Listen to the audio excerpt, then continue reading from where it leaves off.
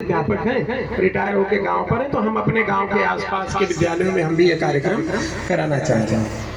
तो आप लोग उचित मार्गदर्शन करिए। तो उन्होंने बता दिया, ऑफिस में बता दिया कि आपके यहाँ रणविजय सिंह जी हैं। मेरा नाम बता दिया कि वही देखते हैं, वही कोऑर्डिनेटर है उस कार्यक्रम के, और वो संजोग से आए हुए हैं, वो पला कमरे में रुके हुए हैं। आप उनसे मिलिए। डॉक्टर साहब जाके मिले, बहुत अच्छा लगा। ये मुझे लगता है कि 94, 95 या 96, 97 का विषय रहा होगा। तब से लेके अब तक मैं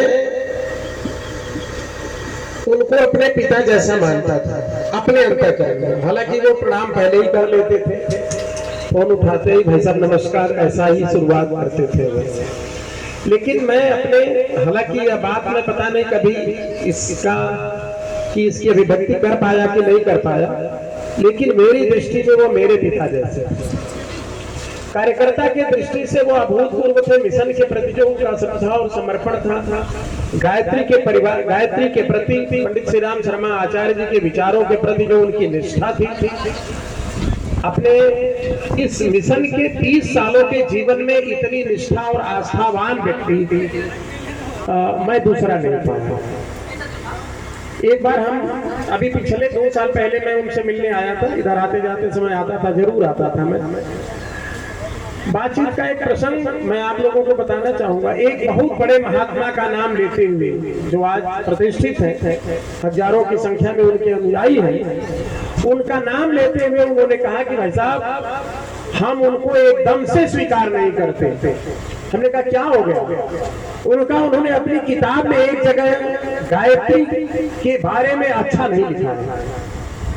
गायत्री मंत्र के बारे में उनके विचार अशोभनीय लगे मुझे, और इस नाते मैं उनकी कोई बात नहीं करना चाहता, वो चाहे कितने भी बड़े महात्मा हो।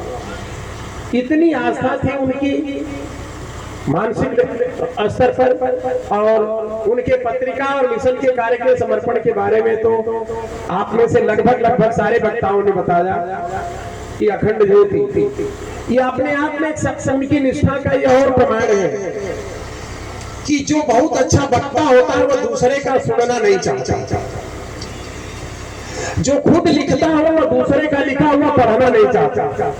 उसको तो सबके मन में लगभग यही रहता है कि मेरे से अच्छा कोई नहीं, या मेरे से अच्छा कौन लिख सकता है। डॉक्टर साहब खुद लेखक थे, उनकी कई किताबें हैं। उनकी एक किताब उन्होंने छपवाई, उनका मन था। हमसे उन्होंने कहा कि भाई साहब मैं चाहता हूँ कि जी डॉक्टर साहब के साथ इस किताब का विमोचन हो जाता शांति कुंज में, तो मुझे अच्छा लगता, मेरे हृदय को सुकून लगता। हमने कहा अच्छा ठीक है, आप जब पहुंचिएगा तो आप बताइएगा, व्यवस्था बना दी जाएगी। उनका नहीं, मैं शांति कुंज में ही हूँ। तो हमने कहा अच्छा ठीक है, मैं बात कर ले रहा हूँ। 2 दिन बाद का टाइम मिला। हमने कहा 2 दिन, परसों सवेरे, वो उन्होंने कहा है परसों का टाइम मिल रहा है। उनका ठीक है, हम 2 दिन रुकेंगे। और उनकी किताब का विमोचन डॉक्टर साहब के हाथों हुआ वहाँ बहुत। इसके बाद ढेर सारा फोन करके ढेर सारा धन्यवाद, आभार उन्होंने व्यक्त किया कि आपके प्रयास से ऐसा हो पाया।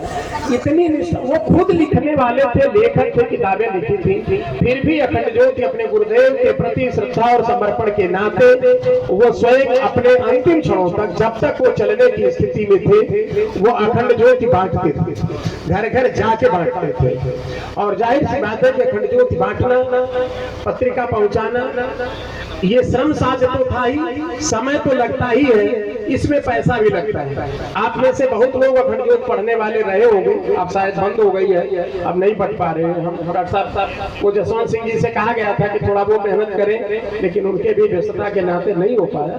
करीब 30% लोग पैसा नहीं दे पाते। क्षमा करिएगा, मैं वो थोड़ा कहना चाहूंगा, सब लोग सामर्थ्यवान हैं, लेकिन चूंकि वो प्राथमिकता में नहीं आता, उसकी उपादेयता समझ में नहीं आई, केवल डॉक्टर साहब के किसी भी पत्रिका बांटने वाला जाता है तो बस वो भाव के नाते, सम्मान के नाते हाँ तो कर लेते हैं, लेकिन वो 250-300 रुपया साल भर में बेचारा वो दे नहीं पाते और बांटने वाला संकोच से मांग नहीं पाता।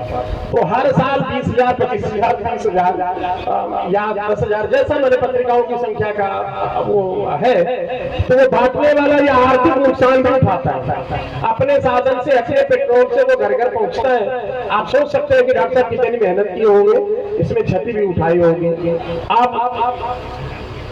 एक अभाव आप सब लोगों को लगेगा कि अब वो पत्रिका पहुंचाने वाला कोई नहीं। अब मुझे नहीं लगता कि कोई इतना समय दान करने वाला होगा जो आप सबके पास तक पहुंचे, सबके सुख दुख की सहभागिता करे। डॉक्टर साहब के जीवन में जहां तक मैं अनुभव कर पाया, आप लोग भी कर पाए होंगे, जो एक स्थित प्रज्ञ की अवस्था होती है, जो गीता के संदर्भ में लक्षण बताए गए हैं स्थित प्रज्ञ के, भगवान ने डॉक्टर साहब को उस परिस्थिति से गुजारा। जीवन के अन्यतम संघर्ष, जीवन के जो अन्यतम दुख हो सकते हैं, उसका साक्षात्कार करते हुए अपनी विषम स्थितियों से, जैसा कि अभी संचालक महोदय शुरुआत के दिनों में बताया उन्होंने कि संसाधनों के अभाव के नाते शुरुआत में ही उनको नौकरी करनी पड़ी।